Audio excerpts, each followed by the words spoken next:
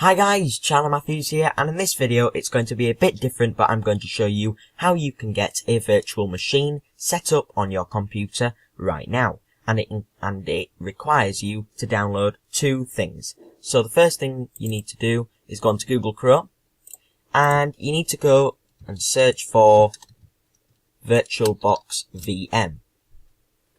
Okay, and it should come up with a thing there that's Oracle. And what we're going to do is we're just going to download this. So this is going to be whatever operating system you want to put onto your virtual machine, but you need to download this first to get the virtual machine on there. So you can download any of these: Windows, Linux, OS, or Solaris. Let's download Windows for the sake of this video. And it should be downloading down there. But while that is downloading, we are just going to go and find our next file. Okay then guys, so first of all, just before we download that next file, this file is actually completed, so we're going to click open. This is on VirtualBox, and then we're going to set up VirtualBox with the requirements that you would like on your computer, and it will then install. So I'm just going to leave that to install, open a new tab, and the thing that we need to go to now is developer. If I can actually type. developer.microsoft.com, and then it's /enus Microsoft Edge tools.vms. Okay, and that should take us to this. So now we need to download the actual virtual machine file that we are going to put in to our VirtualBox. So the virtual machine that I'm going to download is the IE on Windows 7, which is the x86, or you can download any of these. Basically, this is a full working machine, but it is only really going to be used for the Edge and the Internet Explorer. And then we need to select a platform. Mine is going to be VirtualBox. And then we need to download the zip file. But actually, because I'm going to choose IE10, and then we're going to choose VirtualBox, and then click download zip, and it should start there. 4.7 gigabytes there, so I'm just going to leave that going. Now let's go back to our VirtualBox. Say any yeses to the downloads, and then it should be downloading there. You can see the status is nearly at the end. And then start Oracle VM Virtualbox after installation. Okay, so this is VM Virtualbox. Okay, so that is the one that automatically comes with VirtualBox. Let's just remove that.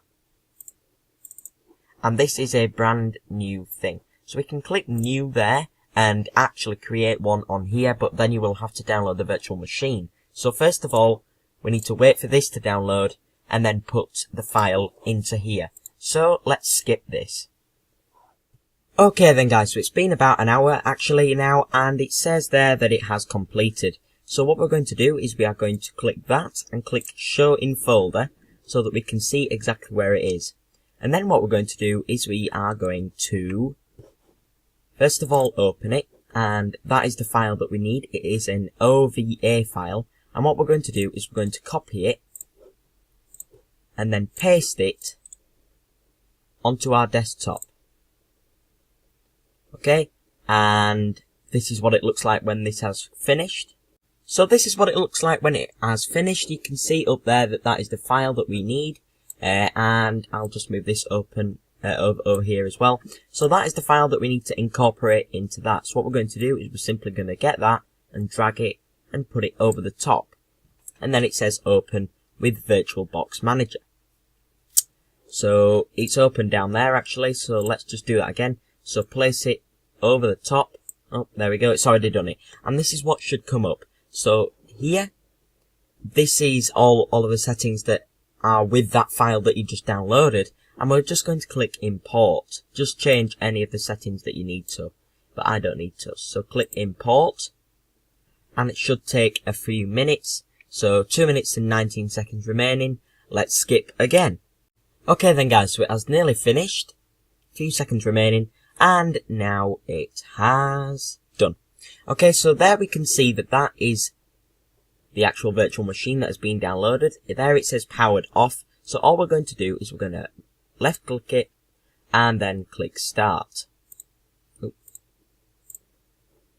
Okay, so this will actually start the virtual machine, and this is a fully working version of Windows 7. Okay, so it is actually starting Windows on there, but you can control your Windows as well, like move it about and stuff. But that is a fully working version of Windows there. So let's just wait for it to open up. Okay, so this is Windows 7 Enterprise. Pretty sure they're all enterprises for Windows 7. So you can download a different one from a different website. Just be careful. Okay, and it comes up like this. Now this doesn't actually look very nice to start with. It just looks, to be honest, a bit nasty with the background and things. But you can always change that. So go into Control Panel. Go under Appearance and Personalization, change desktop background, and you can just choose a one from there. So for example, that one.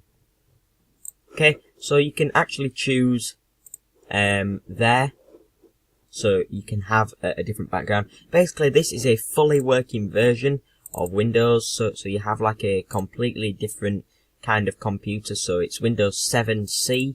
I only chose to have 39.9 gigabytes on there. Also, guys, this will run out. Well, it says there Windows license is expired. So they put an actual file on here that you can look under, and it should say somewhere that you can renew it. But yeah, just have a quick look through there. Oh yeah, there we go. The term of this agreement will expire 90 days after the software is activated. So I think you need to activate it first. I'm not entirely sure how you do that. I think it's in here somewhere. But yeah, just have a little look on there, and you will be able to find it. So again, this is a fully working version of Windows 7. You can access the internet there. I honestly cannot believe that you can actually change or have a different Windows, a completely different version of Windows on there, on your computer screen right now. It is actually quite good. And this again is really fast. You can store files on here. Also in the proper settings of VirtualBox, you can actually change whether you want to incorporate files from your real computer into your virtual machine, which is very, very cool.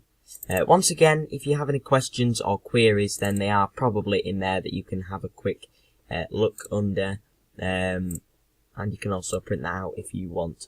However, it says there this copy of Windows is not genuine, so it's not fully genuine, but it is a identical version of it. So that is how you incorporate a virtual machine into your computer. Again, if you click the X, it comes up with this. So do you want to save the machine state, send the shutdown signal, or power off the machine? I'm just going to send the shutdown signal, so that actually shuts down. That is amazing, to be honest. And then you can change settings in Oracle VirtualBox. So just click settings there, and you can change any of the settings that you want to. So whether you want to add more memory into it, whether you want to put 8 CPUs onto a processor, or if you want to, add more storage, change the monitor count, so whether you need 8 or 1, I only use 1 really, and the networks. So thank you for watching this video, guys. I will put all the links to these downloads below, but if you have any questions on this, then please contact me. And also, by the way, check out my website, which is charliematthews.co.uk. This is my website here. There are links that you can click on if you want to go and subscribe to my YouTube. So just click any link on there and it will take you to my YouTube. Also on there, you can get in contact with me by clicking contact and then putting any questions in there, or you can email me directly on charliematthewsukbrofo@gmail.com. So thank you for watching this video, and if you did like it, then please leave a like on the video and subscribe to my channel for more content. So thank you for watching this video, and I will see you in the next one. See you later.